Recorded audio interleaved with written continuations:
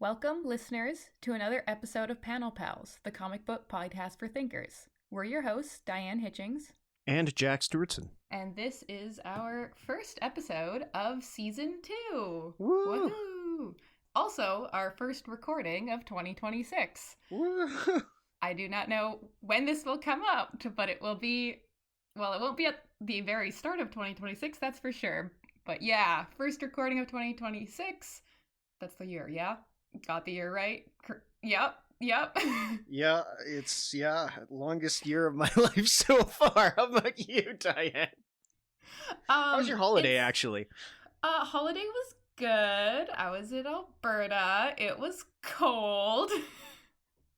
It decided to be like minus 30 for a good portion of the time I was there. I love that. Yeah. It did the fun thing where it was like, yeah, it's minus 30. And then you also get, like, the freezing rain, where it's just about 0, but it's freezing rain and everything freezes, and you try to walk to the store and you just fall. Yeah. Yeah, the thing that shouldn't happen in nature? Yeah, it did that. My favorite thing. But yeah, no. And now it's in the positives. It was like plus 5 today. Wow, amazing. What is weather? Who knows? What is weather? Other than that, yeah, no, really good. I got to sleep in because... obviously, I was not working at the time because I was visiting my family. Didn't have to wake up early for work. Lovely. Love that. Now I'm back to doing that. It's okay. I'm just a very cool person, and I go to bed at like 8:30 p.m. Nice. Woohoo. How are your holidays? They were good. I got to hang out with family and stuff. It was good. Yes. It was lovely nice. Times. Did you get any comics for Christmas? I did, actually. Every year, either for birthday or Christmas, I get a volume of One Punch Man. So, got another volume of One Punch Man. I think I'm at like volume 27 now. I think there's a 30-some that are out right now. So, I've got to catch up a little bit. And then my sister got me at a thrift store. She got me the first volume of a series called Saint Young Men, and we will talk about it someday. It's a series that only exists in hardcover, so it's very expensive to try to get, but she found it at a thrift store, so that's awesome. That's cool. And then I also got like a floppy comic of, it's not really a comic, it looks like a comic, it feels like a comic, but it's just all of Goya's black paintings. And interesting. And it's like his etchings as well. And it's like, okay. It's so cool. Goya's one of my favorite, old-timey artists. So that was super cool. My sister was like, this is one of the weirdest things I've ever found at like a comic book shop. Because it's not really a comic, but I know you would really enjoy it. And I'm like, yeah. And she was like, it was like $2. And I'm like, hell yeah. So yes, good comics. Also, I bought myself a bunch of comics, but that's besides the point. Nice. How about you? In my stocking this year, I got Charlie Mackenzie? Mackenzie's The Boy, the Horse, the Fox, and... Oh, I see that one in stores, yeah. The Boy, the Mole, the Fox, and the Horse, which is like, it's in the graphic novel section a lot, but it's more like illustrated poetry almost. Mm-hmm. It's pretty good. It's very neat. Nice. Yeah. And then my partner's parents gave me some Norm Breyfogle Batmans that they found at a thrift store, which was also fun. Cool. For my sister's partner, I gave him one of the fancy hardcover editions of Berserk. Those sexy deluxe editions? Yeah, yep. Those are nice. So I am a person that he likes. Because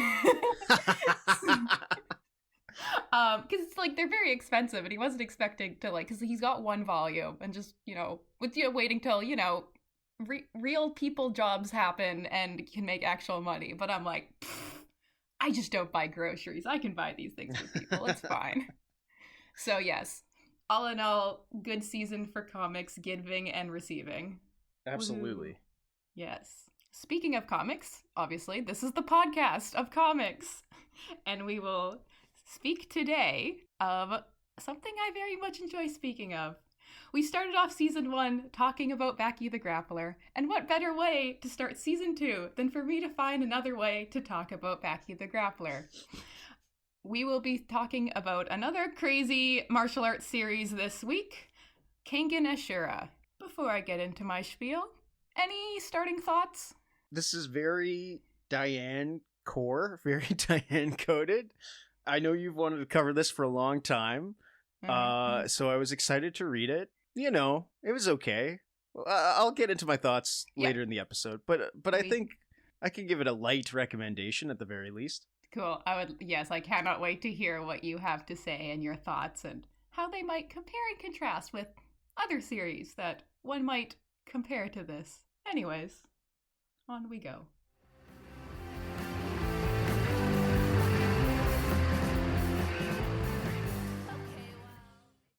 Conflict. What do you think the best method to resolving conflict is? To put it very simply, there are countless methods: arbitration, negotiation, persuasion, but what's particularly effective is violence. It's nothing that ought to surprise you. You suppress your opposing forces with violence that overwhelms them. It's an incredibly simple line of reasoning. End quote. This is a quote from Chapter 2 of Kengan Ashura. So, why do we fight? Why do we compete? Why do we strive to be better than anyone else? Why do we want to be faster, stronger, smarter, richer? Self-improvement is lovely, but we live in a world surrounded by others. We cannot escape. Things only have meaning when they exist in comparison with other things. Nothing exists in a bubble. Thus we compare, thus we compete. And no one wants to be worse at something than others, if that thing is something we pride ourselves in. Thus we compete, and thus we want to win. Kengan Ashura is a manga series made by artist Daromeon, writer Sandrovich Yabako, and editor Kobayashi Sho. The manga ran from 2012 to 2018, with the sequel series Kengan Omega beginning in 2019 and running to this day. There is an anime adaptation that you can watch on Netflix of the entire Ashura series, and it certainly is, it's certainly something. There is also a Baki and Kengan crossover movie from 2024, and that is what finally convinced me to go read Kengan. To explain the story briefly, Kengan Ashura follows Tokita Oma, a fighter, and his newly appointed manager, Yamashita Kazuo, as they fight in Kengan matches. One-on-one fistfights between fighters who represent powerful companies, these fights deciding the outcome of business deals, building and trading rights, possession over land or expensive art pieces, etc., etc. And yeah, that's the plot. That's the basic plot. Guys fight because their bosses want something. Fighting guys get to fight, and rich businessmen try to get the strongest fighting guys to work with them so they can win and make money. And then the entire manga is a tournament arc. It's just a tournament arc. That's it. What more is there to say, really? Woohoo! Kengan. Fun fact, I enjoy this manga a lot. Oh, really? Wow, what a surprise!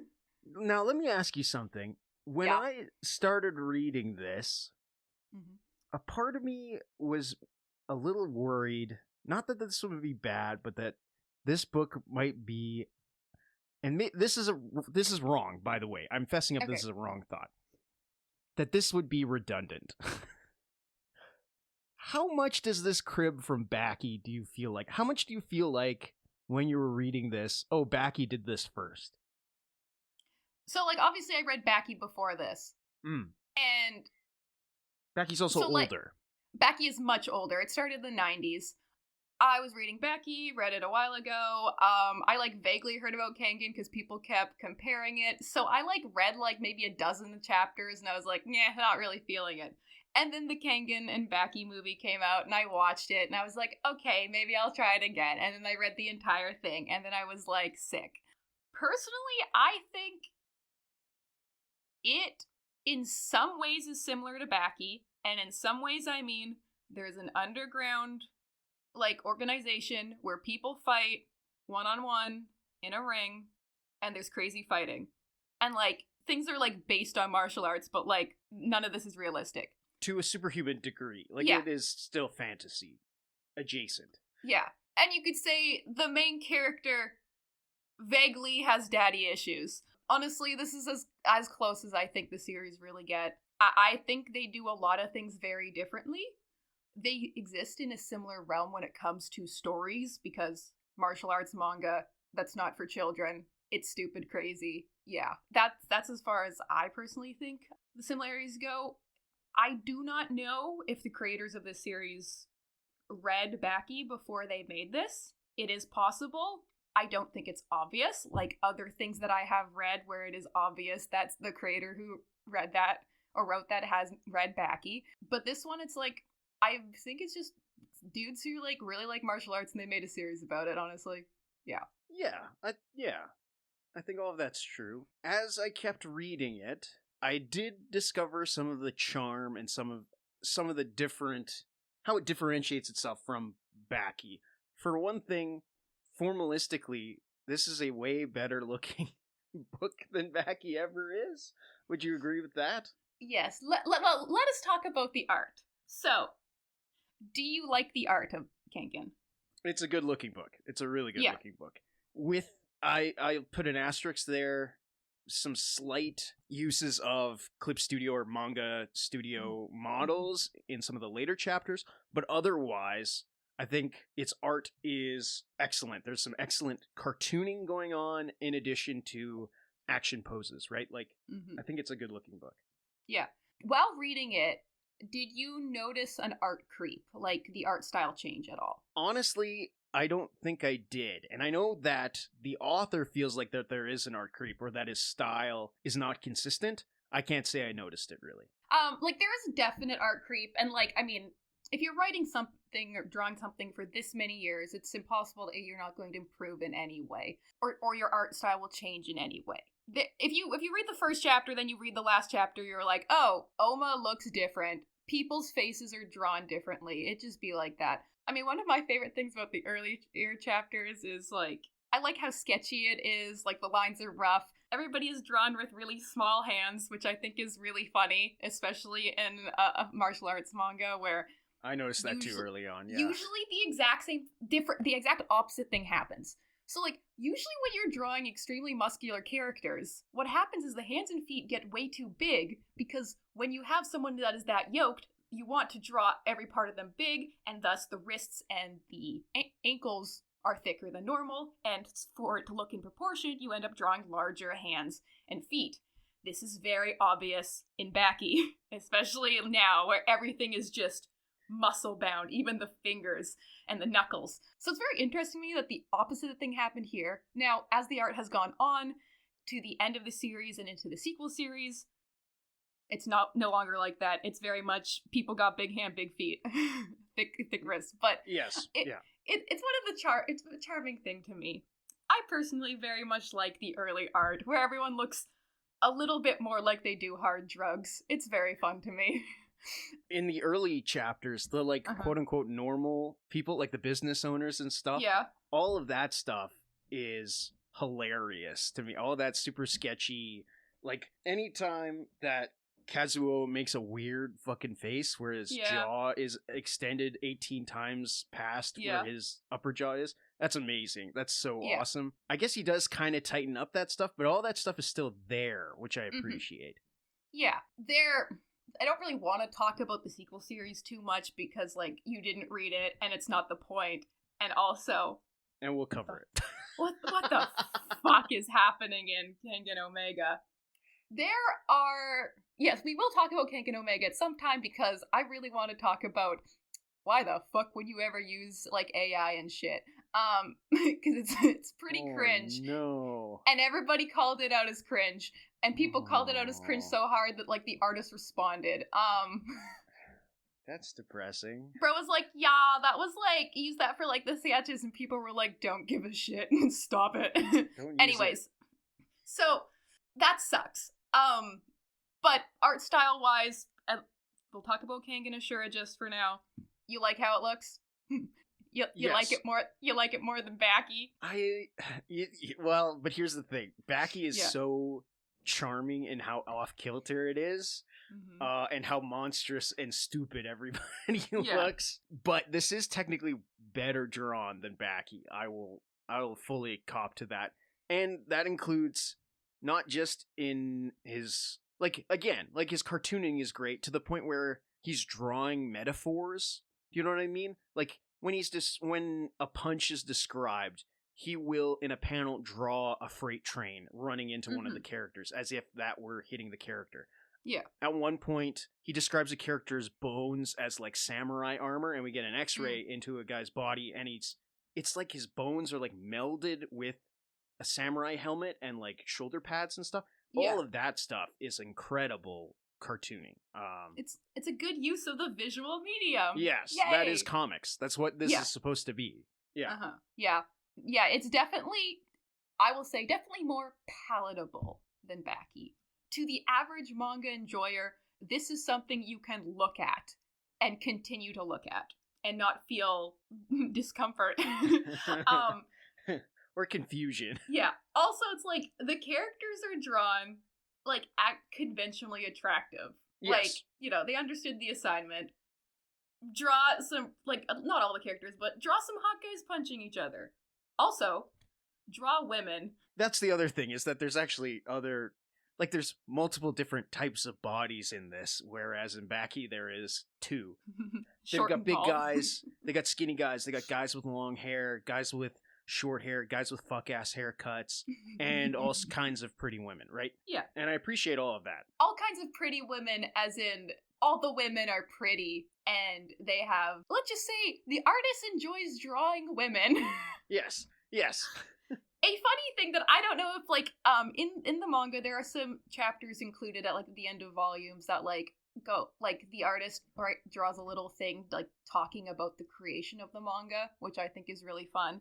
There's one of those where it talks about, like, under the dust covers in the Japanese versions. I don't know how the English ones work. I've actually never seen any of these volumes, like, in person, which is, like, weird to me. As I understand it, this has only been translated for the web, like, officially translated for the web. I don't think there was ever an English physical release, just in my brief research.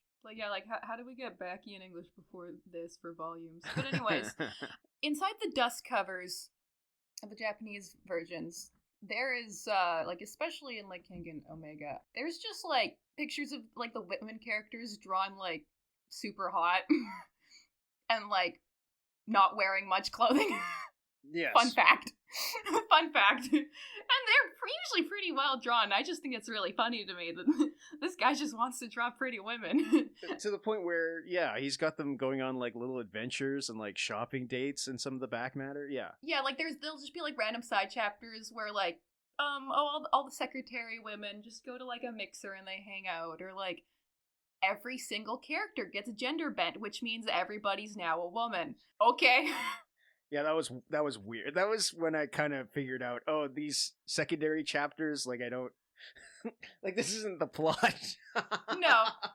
Literally, they just want to draw some girls, and you're like, sure, you know what? Ain't gonna knock it for you. No, gender bent stuff. More power to them. Yeah, gender bent stuff's always fun. It's good.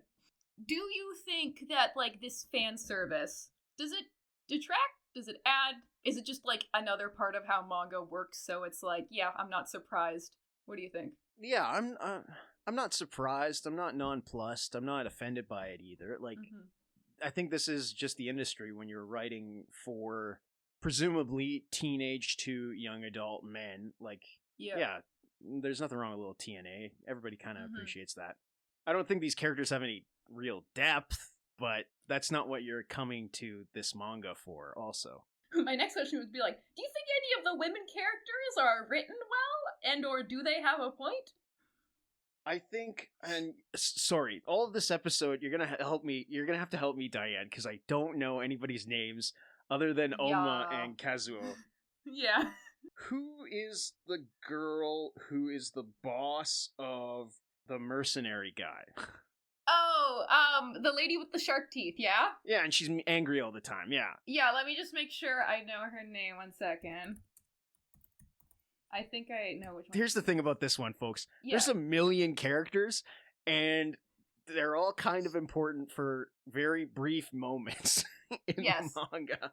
You have a big-ass tournament arc, and not only is there a fighter for all of those spots, but they also have a boss, and there's usually also a secretary. Yes, the lady with the shark teeth, Togo Tamari.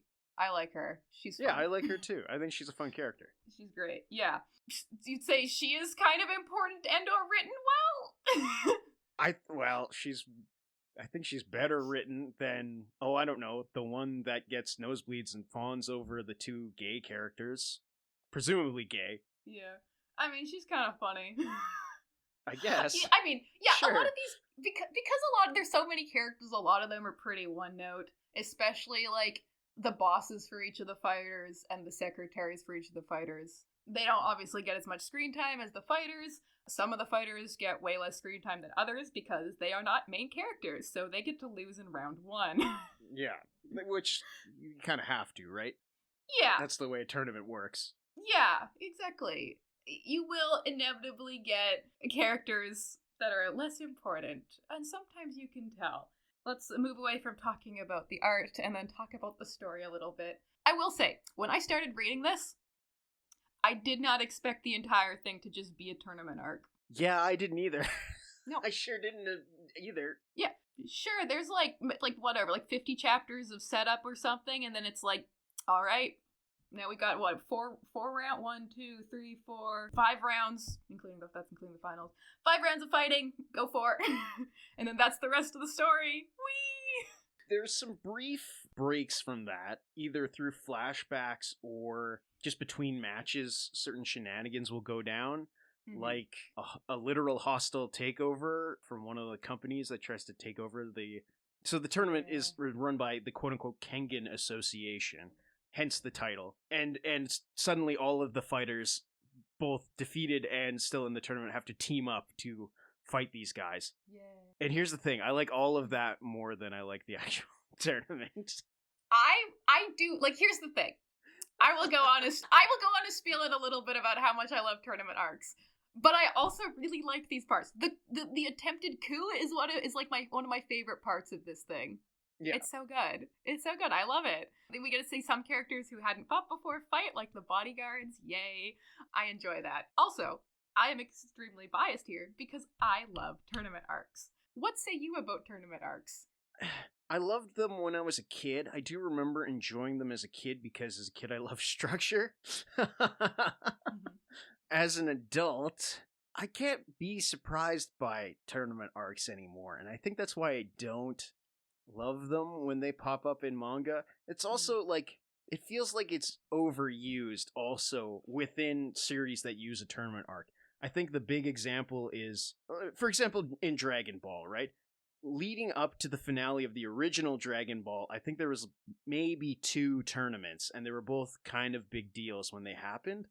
And then in Dragon Ball Z, they keep reusing the tournament structure, and it's old hat by that point. I can't be surprised by that.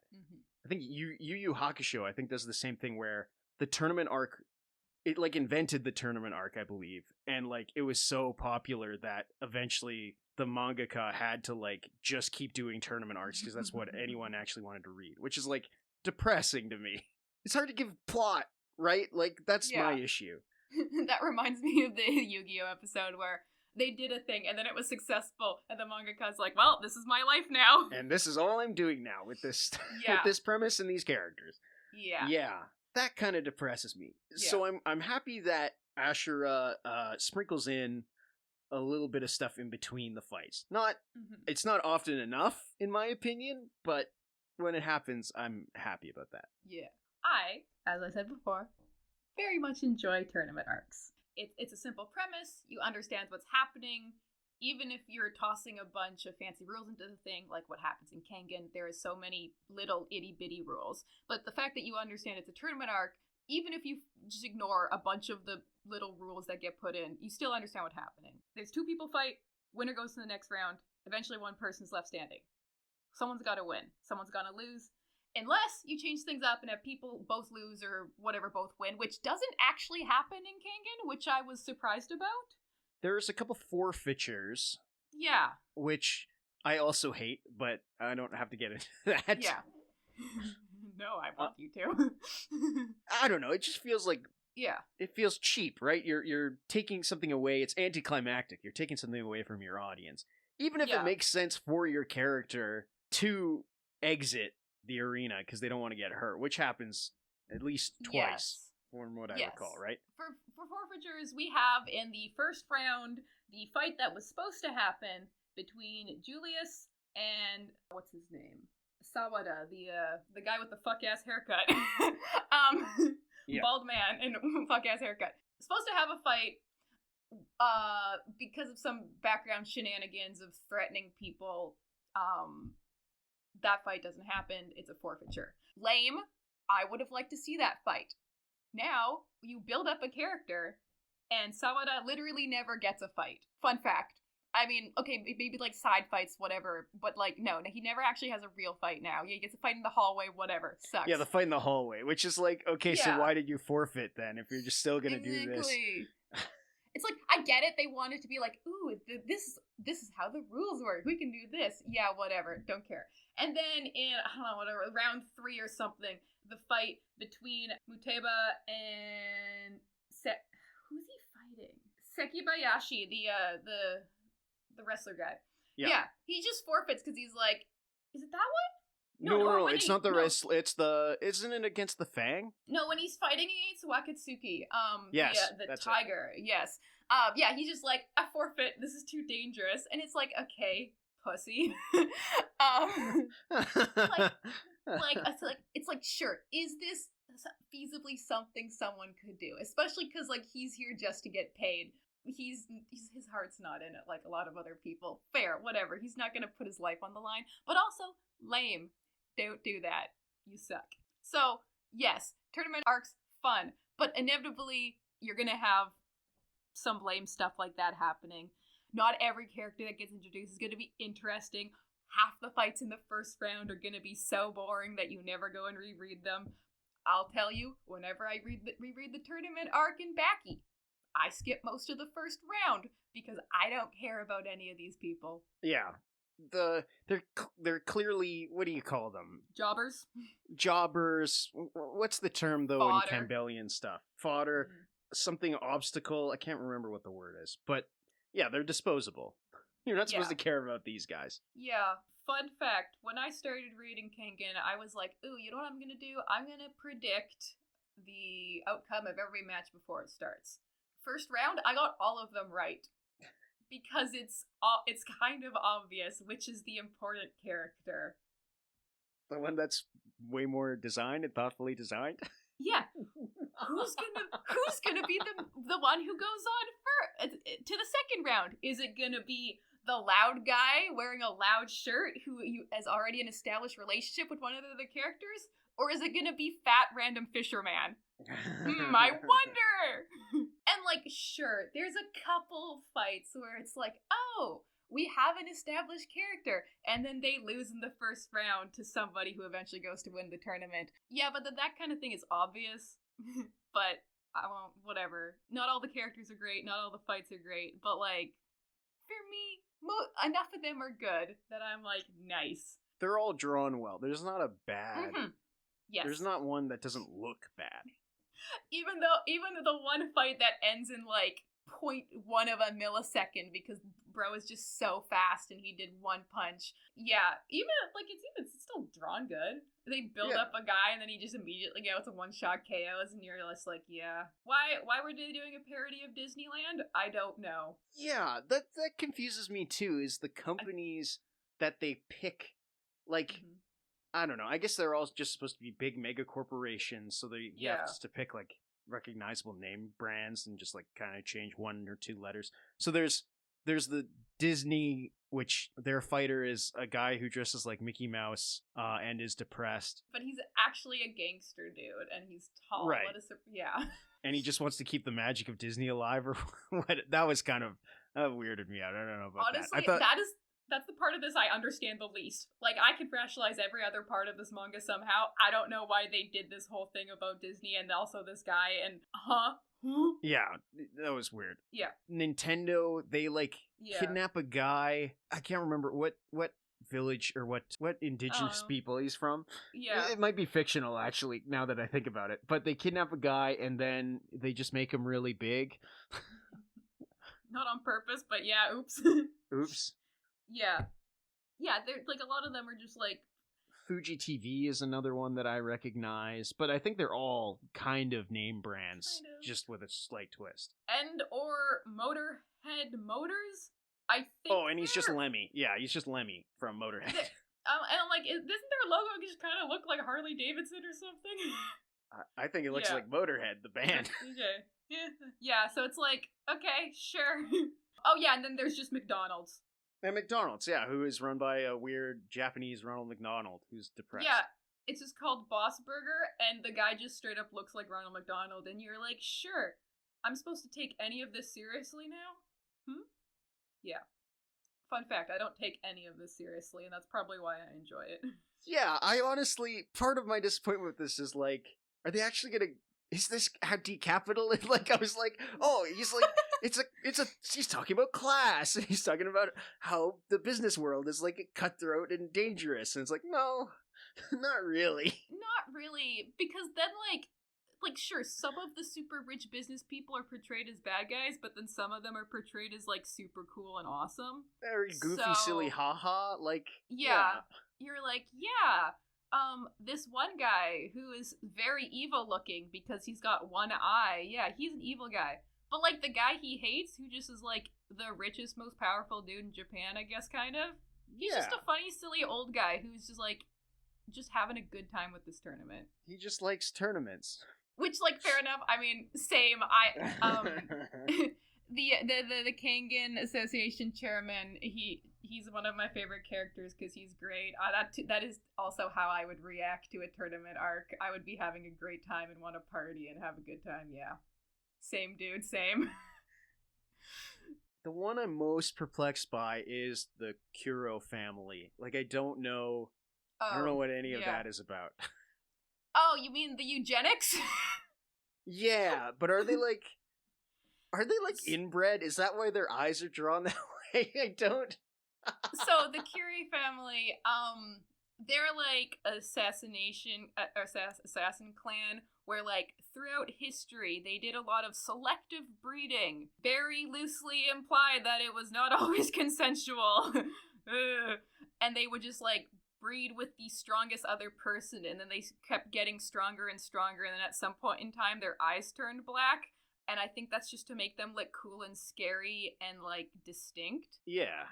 I don't know what up with them. I am of two minds, because the fighter for that, Ryan, or Brian, however you pronounce his name, I fucking hate him. He's one of my least favorite characters. A lot of people like him. It's weird, because, like, he's one of those characters that, like, people are, like, for some reason thirsty for. No, he's weird and I don't like him. He's super off-putting. He's a dick. He, like, is the closest I get in this to, like, actively disliking a character. Not like I will ever dislike someone as much as in Baki I dislike Yujiro, but, like, this is the guy that gets as close to me. I hate him. He's so annoying. I don't care. People try to, like, they try to, like, make a rivalry between him and Oma, and, like, I'm not gonna talk about the sequel, but anyways, like, I don't like him in the sequel either, or whatever. Yeah, but there are some characters in the clan that I do like the Great Grandpa Man, who's, like, the head of the clan. He's awesome. He's a fun character. He's, like, friends with Metsudo, the Kengan Association chairman. He was his fighter back in the day. Is that ever revealed? I don't know if they talk about that, but that dude was the first Fang of Metsudo. Fun fact. I don't think they bring that up. They mention other Fangs for sure, but I don't. But know anyways, that they bring that up. He was the first Fang, and they're great friends. And there's like a couple spin-off chapters about them like meeting, and it's great. I like those characters a lot. Yay. I'm not going to talk about the sequel. If you know, you know. But yeah, so you do not understand these people? What the point? Why? I mean, like, here's the thing. He's characterized the most consistently throughout the tournament besides maybe Oma. So I get that. And I get that, I guess, through selective breeding, you gain superpowers. Sure. But, like, I guess I just don't know what they represent.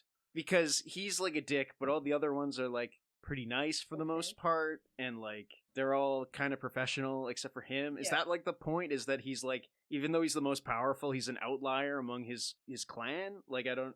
Yeah. Yeah. He's, like his little nickname thing or whatever is, like... Actually, he's got more than one, I'm pretty sure, but whatever. I think it's, like, the taboo descendant or something. So, like, no one in the clan really likes him. Even his sister, who shows up at one time, is like, yeah, I know, he's a freak. And he is. But he just fought because he's the strongest, I guess? I don't know. I like the rest of the clan a lot more. Except, how old?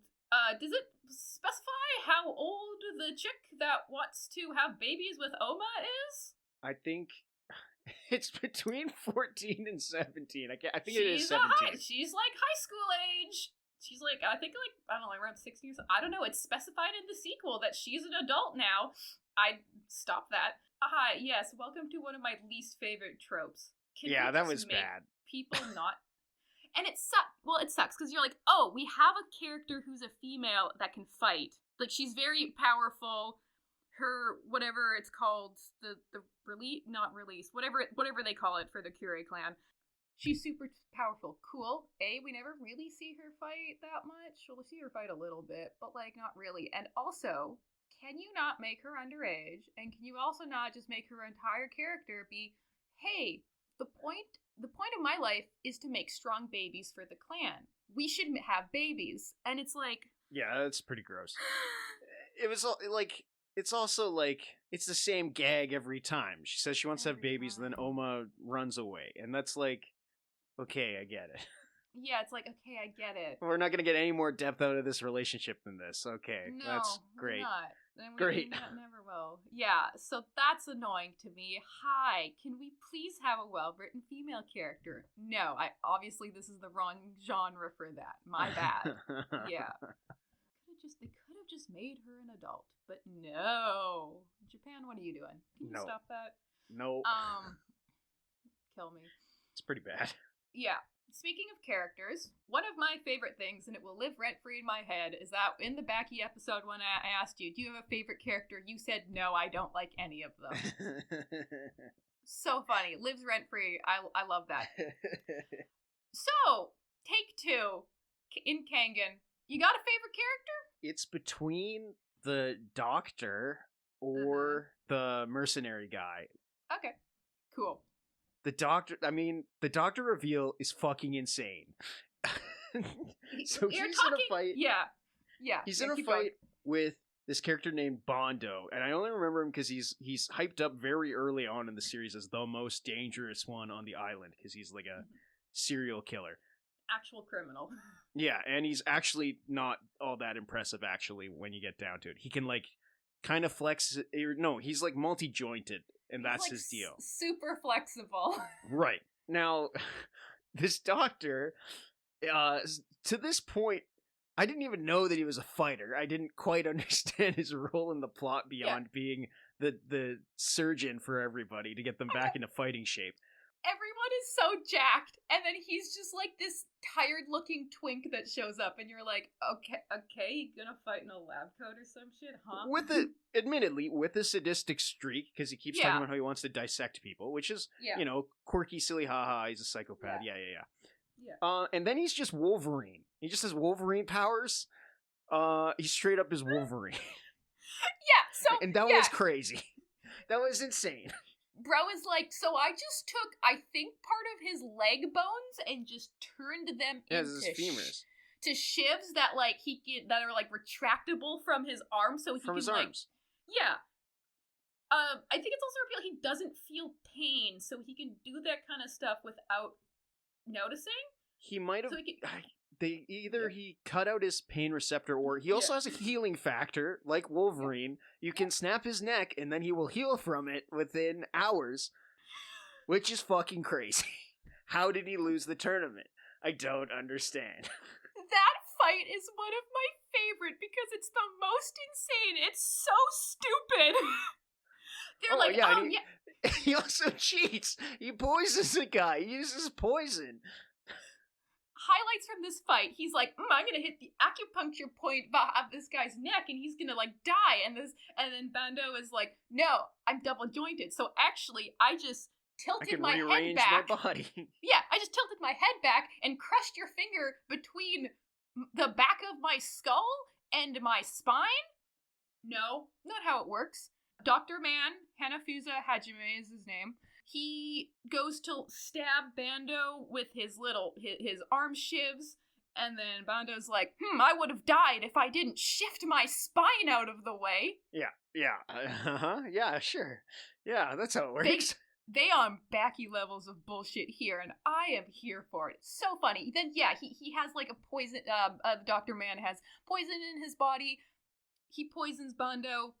His poison is blood that somehow he is immune to.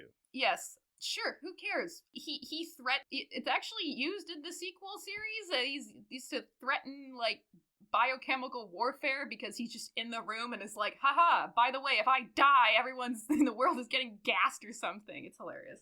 Yeah, how did he not win the tournament? Well, it's because because he's not the main character. Yeah, and, like, his heart wasn't in, like, the fighting, and he wasn't, like, his whole life wasn't for just to fight. Yeah, anyways, he just had the wrong personality for it. Just be like that. He was literally just there to kill a guy, and then he didn't kill a guy. So, very funny. Hilarious. And then your other favorite potential character is the mercenary guy, Muteba. Yes. Flat on its face, it is so racist. It's such a racist caricature of... where is he from again? Is he from the Congo? No, he's from, maybe it is Nigeria. I'll look it up. Keep talking, I'll look it up. Anyway, flat on his face, the most racist caricature of a black guy portrayed in Japan. The only thing absent is the gross Al Jolson lips and gloves. Yes, he is from the Congo. He is from the Congo, okay. Mm-hmm. Raised from youth to be an assassin, to be a soldier. He has tattoos all over his body. He's constantly smirking. He's constantly making girls come. He gets in the fight. He gets his eyes poked out. And then it's revealed, no, he's Daredevil. He has Daredevil powers. Yeah, again. He's like, oh, you insane. poked my eyes out. I'm already blind. Which I will say, I probably not specifically cribbing from Baki, but Baki did do a similar thing where a guy gets his eye poked out and he's like, actually that's a glass eye, get fucked. Yes, yeah. So, yeah, but I don't think it's cribbing. I think it's just a funny thing to do. Yeah, he's just blind, but all his other senses are great. But also, then, hold the phone, because he gets outfitted with very specifically a predator infrared-seeking eyeballs. So now he can see, and he has extra senses, making him the ultimate killing machine. Yeah. And he just forfeits the tournament. Yeah, and then, then he's like, actually, this fight's probably too dangerous. Too dangerous. Bye. I'll just take these science fiction alien eyeballs. I know. Insane. It's like, yeah. Crazy. So, those are your favorite characters? Yeah. And you like them because they are absolutely insane? As hilarious characters? They don't make any sense in what was pitched in the earliest chapters as just about underground fighting between mega corporations. Yeah, in this tournament you have a literal teenager who's really good at grappling. And then you have these characters. Yep. Insane. Why were some of these people here? Whee! Where did you find these people? Yeah. Well, so prison, a hospital. He saved you from being raped by your cousin, and he's also just straight up Ichi the killer. Yes. Cop man. Yes, he's just Ichi the killer. He stole him. He either read or he watched Ichi the killer, and he put him in his manga. Okay, like, it's hilarious because he's like a cop. We're talking about Akoya. He's cop. His superpower is that he has better reaction time than anyone else. He's also insane. Yes, he's like a murderous vigilante who's also a cop. Like, he sucks. Like, in real life, this would be the worst human being to exist. I like this character. Yeah, I kind of figured you would. No, okay, like, I don't. Cause, like, okay, like, his design is super mid. His fights are kind of boring sometimes. But he is insane. And it's so funny. In the sequel series, he goes so insane. It's so funny. Every time he shows up, I'm like, yeah! Oh, yeah, he doesn't actually get punished for any of the bad things that he did. Like killing the relatives of serial killers, or killing the relatives of criminals broadly. It's just implied that once he kills all bad people, he'll kill himself. And you're like, wow, this is gonna end poorly. It really does. But he's so funny. Because he sucks, and he's not super great at fighting, so every time he loses, I think it's hilarious. also ACAB, but anyways, yes, hilarious characters. Any other character in specific that you think is funny to talk about, or you'd like to bring something else about what the heck is happening? Truthfully, early in the manga, when it's revealed who... His name's Kenshiro, right? The son of Kazuo? Oh, Kenzo, yeah. Kenzo. Yeah. Mm-hmm. When it's revealed what that character actually is, I thought he was going to be my favorite character. Because what an exciting twist of... You thought I was a shut-in. No, I'm actually the head of a major corporation. Yeah. And I'm running fights behind the scenes. I thought that was going to be like a much bigger plot point than it actually turned out to be, which was very disappointing to me. But nonetheless, kudos, what an awesome twist. Yeah, he's fun. I like that. That was really cool. I was like, what's the reveal? Oh, he's a boss. He's also gonna fight. Oh my gosh. Yay. Kazuo can see his son. Yay. And it's yay family things. Also, he gets threatened with his child dying. Hilarious. Not actually, but yes, very fun. Do you have any characters that, so outside of the fighters, do you like Kenzo the most as just like one of the CEOs / non-fighter characters? Yeah, I can't say I was all that thrilled by any of the other CEOs, besides Kazuo, who is kind of charming in his own right. Yeah. Do you want to guess who my favorite character is? Either in general or... Yeah, in general. Who do you think my favorite character in this series is? Is it in the finals, it's between Oma and this guy who in the anime looks like Chuck Norris, but in the manga is... just like a big guy with a big beard. Mm-hmm. What's that guy's name? Kuroki, yeah. Is it that guy? No, wait. You like bald guys. Who's the bald guy in this? Julius or Muteba? They're both bald. Let's go Julius. Actually, Banda is kind of bald too. No, surprisingly, there's one thing that rules over... actually, there's two things that rules over being bald for me, which we'll get to. I do have a favorite fighter, but I also have a favorite character. My favorite character, and the reason that I think this series is good, is Yamashita Ishida Kazuo, is the best character, and the reason why I continue to read this thing. And if he wasn't in this series, I would think it sucked, because he has character growth, and Oma is a very boring main character. Yeah, Oma kind of sucks. Yeah, but like that's the plight of how stories usually go. They're like, main characters are usually kind of mid. Like, Baki is not that interesting of a character, I'll just say that. Sorry. Oma's kind of boring, whatever. Here's the thing about Oma. Here's what I'll say. Yeah. Sorry, I don't mean to interrupt. Yeah, go for it. His backstory is much more interesting than anything in the tournament art. If there was just a manga about him and Nico in, what is it, Section 8 or whatever it's called? The project. Mm-hmm. Like this post-apocalyptic... The inside... Yeah, the inside. If it was just about that, I think Oma could be an interesting character. Unfortunately, not enough is done with him in those sequences to make him interesting. Well, if you like the inside, maybe you should read the sequel series, because they actually go there and do a lot more stuff there. I wholeheartedly disagree. I don't care about his backstory. His backstory is boring. I do not care about Nico, his mentor guy. Stop making me try to care about him. He's kind of boring. I don't care. Oh, you have a character who has, like, a mentor and then he dies. Yeah, literally every character ever.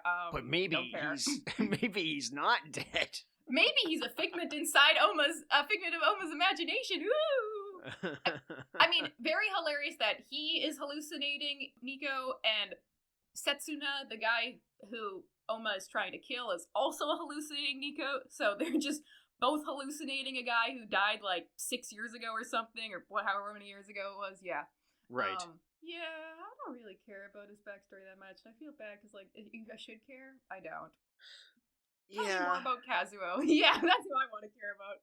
I don't know. I just think Kazuo is the most interesting character because, like, he has the most character growth. He goes from, like, sucking in life. Yes, a lot of people helped him. And yes, there was a lot of useful circumstances. But he was able to gain confidence, and he was able to quit his job and stand up, well, not, like, kind of stand up to his shitty boss and, like, be a bigger person about it. Like, yeah, yay. And then he, like, kind of gets an adopted son in Oma, and he becomes a better father. And to his real sons, yeah. Yeah, and then he, like, gets friends and stuff, and yeah. Great character. Climbs the corporate ladder all by himself. Except for accidentally he a lot. Yeah, he kind of fumbles into it. Yeah. I think he is like the protagonist of the book, right? Like, from a purely definition standpoint, he's the one who actually undergoes change, and the book is kind of about him, even if he's not fighting people. Yeah, exactly. So yes, no, the two things that are more important to me than a character being bald: one, old man with glasses. Second thing, and this is my favorite fighter, my favorite hairstyle that you can give any manga character is like a black slicked back, like just like chin length hair. My favorite fighter is Agito, the fighter for the chairman of the association. Big guy, black skin tight suit. Oh, the Fang. Yeah, okay. Yeah. Yes, the Fang of Metsudo. My favorite fighter. Why? Really? You like this guy? Why are you surprised? You are the only person in my life who would be surprised by this. He's like boring. No, he's not. I care more about his backstory. I think he's interesting. Let's see. What did I write in my notes about him? I like that he's like his backstory is interesting. Also weirdly relevant to the sequel. What the fuck is happening in the sequel series? Anyways, I like how he's like kind of an airhead. Like he's kind of stupid and he's kind of like sheltered. Like he doesn't really know how much of the real world works. You can tell that like he's not good at like social interaction that well. I like that he's super loyal. I think his fighting style is cool. He got kind of like a weird split personality thing going on. Also, they put him in a black skin tight outfit and gave him my favorite hairstyle. I can't not. He does look different from everybody else. The skin tight suit does differentiate him for sure. Yeah, I don't know why they decided to give him that outfit, but I'm glad they did. It looks great. Also, he's also like the kind of character that I'm glad lost. Because like obviously tournament arcs, someone has to win each fight, someone has to lose. Inevitably, most people's favorite characters are going to lose. I'm glad he lost, and I like the way he lost, and I think it serves his character growth well. So yeah, I think it was all really well done. That's why I like him as a character. He's great. Speaking of winning and losing, you said earlier you don't like tournament arcs because they never surprise you. Did the outcome of the tournament surprise you? No, of course not. No, not even the ending surprised me. It's you didn't expect Oma to win. No, I thought because he doesn't win. He doesn't win? I thought they said that he did. What? But no, he just Oma dies. doesn't win. Oma doesn't win. No. He loses. Oma loses to Kurogi. Yeah. To Kurogi. Okay. Yeah.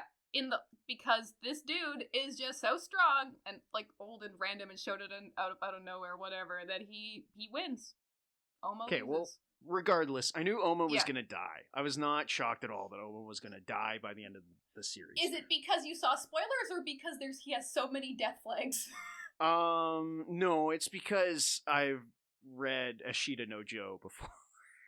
and I don't know. It is almost a trope in manga to have the main character learn something but not totally win or whatever. Like, I don't know. I can't say I was that impressed. Yeah. So, funny story. When I started reading Kengan, I saw a comment right before I started reading, and the comment was like, well, I can't believe he dies. And I'm like, that's an interesting comment. And then I'm reading a story, and I'm like, did that comment mean that Oma's gonna die? And then Oma dies, and I'm like, God damn it, I ruined it for myself. Spoiled yourself. I spoiled it myself. But it is also funny that, like, so often somebody in the series says, he's gonna die. Like, Dr. Guy is like, Oma's gonna die. And then there's, like, a bunch of times where someone mentions, like, there's one time that Kazuo's talking, and he's like, oh, yeah, not that Oma's gonna die or anything, and it's like, boy. Well, later on, there's a point where Oma's straight up like, if you keep doing this, you're going to kill yourself. Like, there couldn't be a bigger flag. Yeah. On Oma. Yeah, but, like, you know, it's like in Baki, if people were like, oh, Baki, you're gonna die if you fight in the final of this tournament. No, they're not gonna kill Baki. Oh, well. They're not gonna kill Baki, they might kill Jack, and they hopefully will kill Yujiro. But anyways, so like I personally think it was kind of nice that they made it so Oma didn't win. It made me sad that he died. It was like, no, he just got friends and he just got an like adoptive dad. And then he dies without really like coming to any conclusions in his life. Like, oh, his goal was to, I guess, kill Setsuna or whatever his name is. Yeah. And then he doesn't, so I guess he learned to not. And then he's like, oh, I'm gonna win the tournament, and then he doesn't. So, like, he didn't really achieve anything except for maybe becoming a slightly better person and like, getting friends and getting an adoptive dad. So I'm conflicted because I was like, I think it ended very nicely. It was kind of like, if this story is about Kazuo and he's the main character, then Oma was acting as an assist for him the entire story. And so now that Kazuo got stronger and he changed, he doesn't need Oma anymore. Right, because the story's not, it's not about Oma, right? Like, no, yeah. My opinion, yes. And I think that would have been very nice. Do I think that was done on purpose and that was the point? No, because I know from reading the little character sheets that Kazuo wasn't even really supposed to be a character. So like he shows up in the first chapter, and then they were just like the first chapter where he watches Oma fight and then immediately runs off to have sex with a prostitute. Anyways, that happens in the first chapter. Hilarious. Yeah, that was a little crazy. I read that and I was like, oh, so it's not that different than the insanity of Baki. Good to know. So, like, originally the point was just to, like, oh, that was going to be a one-off character in that chapter, and then the person who was going to be in his position for the rest of the story was originally going to be, like, a young newcomer in the organization or something. And then they were like, actually, maybe we'll just keep him, and yeah, there you go. Now he exists. And I think that was the best choice they could have ever made, because the story would have been so much better and so much worse if it was just like generic, random, attractive anime protag. Yeah, I'm not interested in that. I'm much more interested in this broken salaryman who becomes, confident in himself and a loving father and working in a dead-end job. His wife left. It's never specifically said that she divorced him, just that he left. She just left. Yeah, so much better. So for those reasons, I don't think that was the point. Yeah, interesting. If you read all like the character, like there's like character intro pages, or like at the end of like volumes of like every character and stuff, or every chapter, whatever. They're very interesting to read, kind of like at the end of like the volumes where it says like, oh, here's a little behind the scenes and how we make Kengan. Yes, the writer and the editor have a lot of martial arts experience, so they will literally pose and like kind of like play fight each other to make sure the poses are right. Super cool. Love that. That's cool. That's so cool. But yeah, you can learn a bunch of fun things by reading those extras, which I do enjoy. I think more series should have that. I want to know more about how the series is made, and also tell me more about like the fun facts of all the characters. I enjoy. Yeah, there's the bit like they're actually constantly going to like wrestling matches and sumo matches to like see how things work, and then there's the bit where it finally gets picked up as an anime and he's describing that process. I do like all that stuff. Yeah, that's super fun. You get like a little insight of how the industry works, and that's super cool. And it's cool because you can see that it's like a collaborative process between the author, the artist, and the editor, which is fun. I like that. But yeah, I am glad that Oma died, and I'm glad that he didn't. I'm glad he died, and I'm glad that he didn't win, because it kind of would have been really boring. And also, I don't think he was good enough to win. He probably should have lost like 2 rounds ago, but whatever. That brings me to a question about like the plotting of the tournament. So, like... Plot. Yeah, plot, with heavy quotation, air quotes. So, first things first, you have to be sponsored by someone in the association in order to be entered into the tournament, correct? Mm-hmm. Okay, then there's a preliminary round where they stick you on a boat, and you have to fight in, like, a battle royale, all of these different guys, until there's, like, 7 guys left on the boat. Right? Yeah. Except for there's other boats doing this, or do people just automatically get raffled into the turn? Or not raffled in, but like they automatically get entry. Like some of the people, they automatically got entry because they have a high enough standing. Like Kazuo's boss, Hideki Nogi, he gets to go on the fancy ship. His fighter, Hatsumiya, is already just like in the tournament. Yahoo! All the people who are like less cool and less important and less prestigious and less established, like the guy who just made his company, or the one guy who is the fighter and the boss of his company, because he got conned into joining this thing. They have to go on the shitty boat, and they have to battle royale it out until there's a certain amount of them left. I forget how many. Five? I think it's 5. I think it's 5, yeah. Yeah, and then they get to go on the fancy boat. Now they're part of the tournament, except for one of them, some guy named Hassad, tries to fight immediately, gets yeeted off the boat. Because you're not allowed to fight other fighters right between matches or something like that? I don't know, one of the bodyguards yeets him off the ship. Oh no, he was going to go fight one of the members of the association, and that's not allowed, or something. Yeah.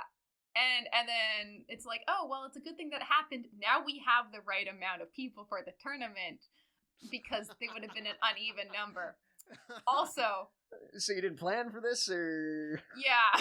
Well, no, obviously, the people who wrote the story really wanted the one guy to get yeeted off the boat to show how, like, strong the bodyguards are, or whatever, something, right. blah, blah, blah. Stakes or something, yeah, stakes whatever. or something, whatever.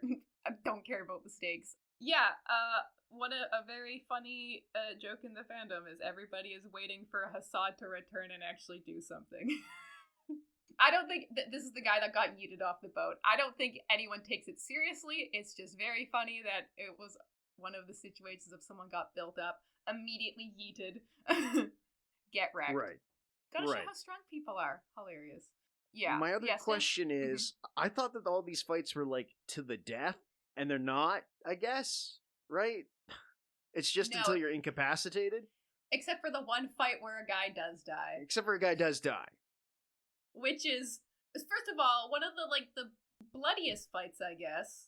This is the fight in the first round, this is between Muteba and Meguro Masaki, and Meguro dies because Muteba is a mercenary, and this is what he does for a job, he kills people.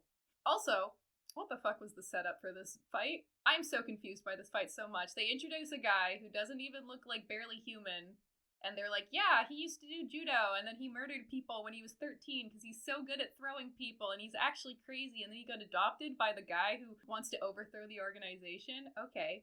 And then they just kill him, and we're supposed to care? Yeah. Hey, would you believe me that this is exceptionally relevant to the sequel series? Somehow? Good. Which is very funny to me, because I don't care about this character at all. They kill him so quick, they didn't give much for a personality except for he's insane. Sure, it was a good fight, because it was, like, very gory, whatever. But the way that this comes back in the sequel series is the funniest thing to me, and we will talk about it someday, but just know that it lives rent-free in my head for how stupid it is. It's so good. Fun fact, a lot of people don't like the sequel series because it kind of isn't good. What's the reception on this series then? I guess, it's gotta be popular enough to get an anime. Yeah, so the anime exists because there was like a poll or something. I forget what it was ran in, but it was like a poll of, hey, what series do you want to see as an anime?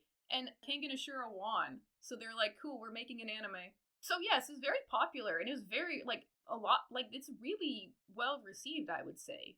I mean, it's popular enough also to get a crossover with, like, Street Fighter, which is a big brand, right? Like, so I guess, yeah. Yeah, so, like, if Kengan Ashura contained in itself, if it existed by itself and nothing else associated, the sequel series didn't exist, it would be held in extremely high regard. Interesting. What the fuck is happening with the sequel? Yeah. Yeah, but I also, like, what again, this brings me to my opening question on redundancies. Like, what differentiates this, then, from every other fight manga out there? Right? Like, what sauce does this have that Baki doesn't, or any other number of fighting manga? Is it just that it's also about a regular guy? Which I guess is a selling point. No. I don't think many people care as much about Kazuo as I do. I think this captured people's attention, and people like it because it's well drawn.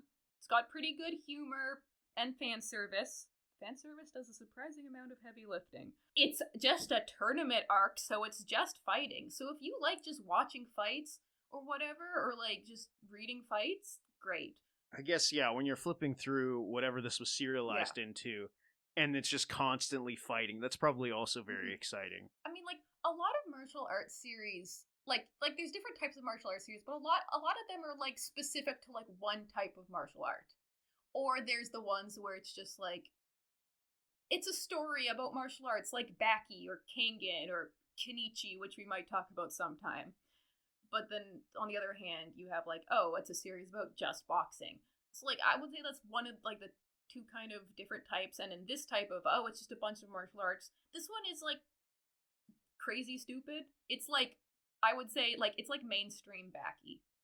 It's crazy stupid, but it's not so crazy, so stupid that like it's like outsider art, like Baki. So it's like that good mix of weird and crazy and violent and insane, but still palatable for the masses, which give it like a broader appeal than something like Baki. That's why I think it went off. Okay. Yeah. Yeah, I can see that. Okay. Yeah. And so like, is it redundant? Have I read something that's exactly like this? No. Have I read some things that are similar to it? Yes. I don't think I've ever read something else that is just like one self-contained giant tournament arc, and like technically at the end of the tournament arc you could say this story is complete. You could, except for the sequel exists, but not really. I mean, hypothetically, you could have said that Baki could have ended after the tournament and Baki beats Jack and then, woo, we're done. But, like, come on. People can't just stop drawing their thing. No, true. Yeah. So, yeah, I don't think it's redundant. I mean, like, is any fictional story redundant? Does any fictional story have to exist? That's the conclusion I eventually drawn on, was like, just because it's in a genre and it's like other things, that doesn't mean that it's not worthy of evaluation or criticism or entertainment, right? Like, just because I've seen a lot of stuff like this that isn't up to my alley doesn't mean that this isn't up someone else's alley. And I recognize that there's quality here, for sure. It's not shit. It's pretty good, in fact. Yeah, it's pretty good. I would in no way say this is the best thing ever. It's not like there's so many things that are much better than this, but this would be like, it's not like S tier. You'd say like, I don't know, high B, low A, something like that. Like, it's got a lot of strong points. It's got a lot of points that are mid. It's got some things about it that aren't great. It's very serviceable for what it's trying to do, and it's in that way it succeeds. And it did some things I like. It had some good fights. It's got some good character design. It did some silly things. Like, I'm a big fan of, like, the comedy's pretty good. Like, the comedic way that people are drawn sometimes. Good stuff. But do you have anything else to say? Or if not, I will transition into kind of the last thing I want to talk about. My only other question is, how do we rank this in the canon of, is this Dude's Rock? Yes, very important. I almost forgot about that. Do you think this is Dude's Rock? Initially, I was not going to say it is Dude Rock, though it does have Dude's Rock moments, such as watching a fight and getting so horny that you have sex with a prostitute. Or, there's a bit of dialogue. And importantly, though, he did not have sex with a prostitute because he was so horny. He had sex with a prostitute because watching that fight drove his survival instinct so high that he had to procreate. Which is really funny because it's said like that people in the fandom, some people think that he actually procreated, that prostitute had a kid, and that kid might come back at some point in time and be a strong fighter. That's hilarious to me. That's a hilarious fan theory. It's pretty silly. The whole thing is on its head. Oh, the whole thing is ridiculous. Yeah. I wish I could find the dialogue. Admittedly, again, we're reading a translated version, so who knows what these people are actually saying.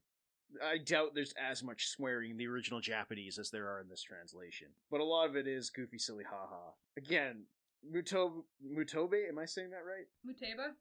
Like, what gross, hilarious, freakish thing to put in a comic.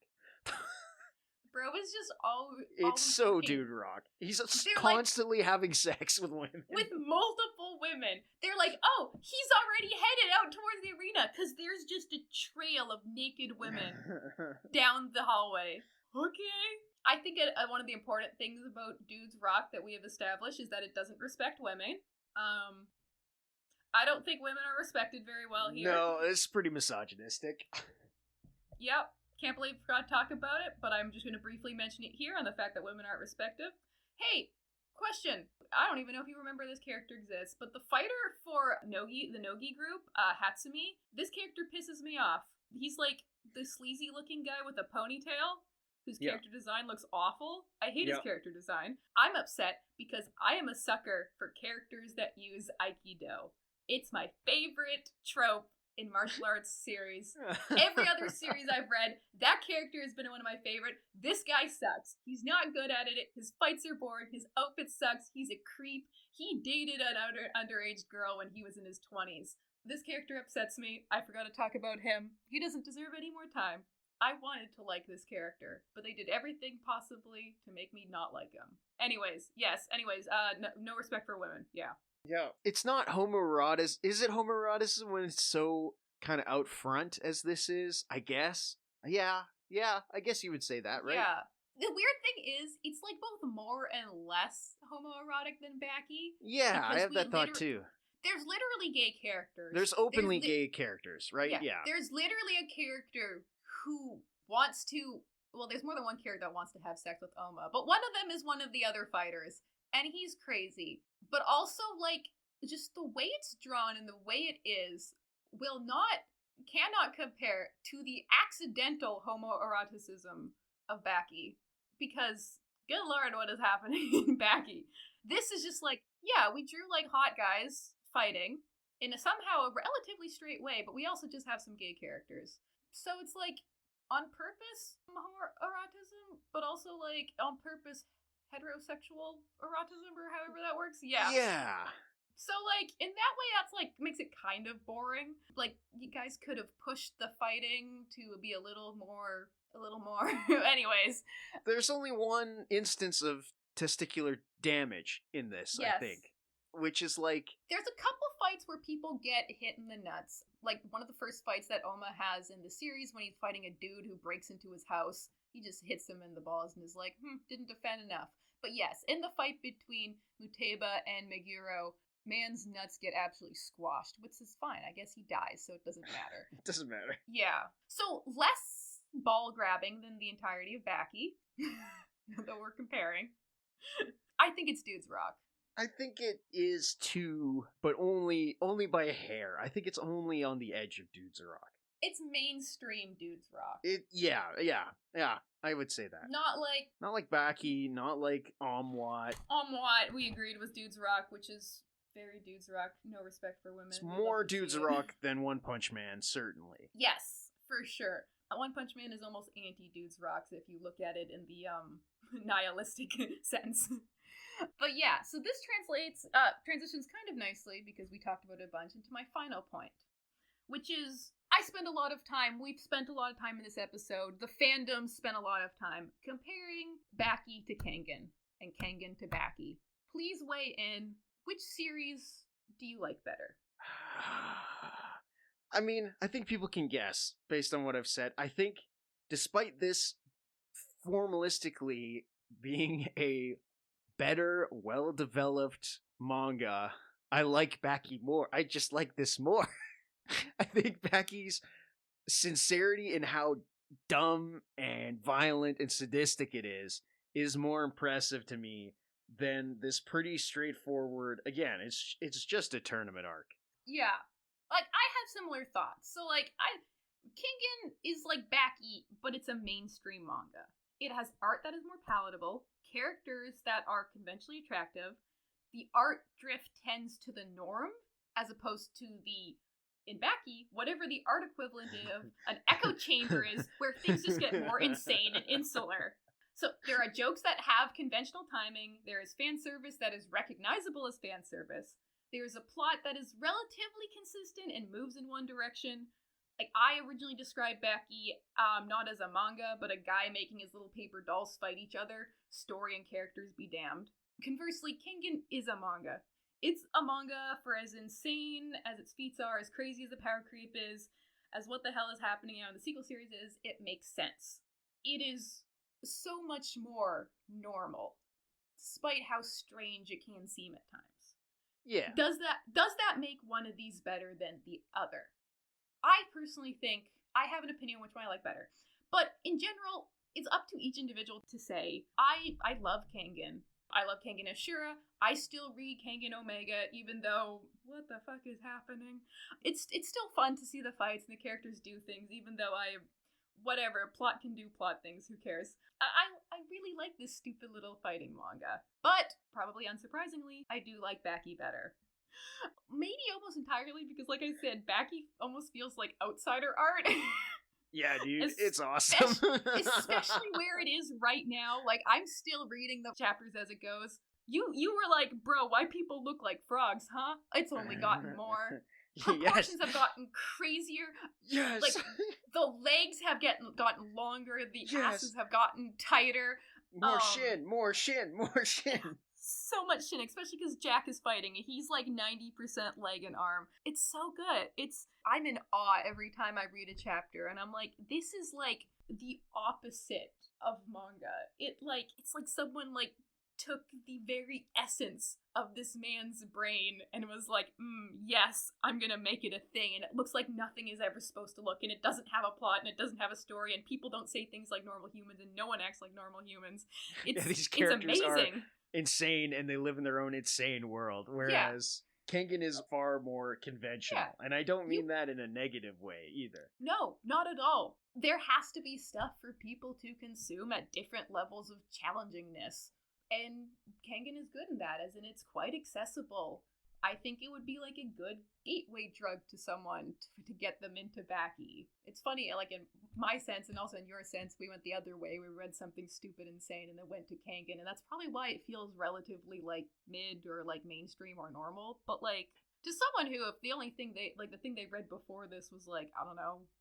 But if they were like, yeah, I like manga. I watched Bleach, and I saw Death Note.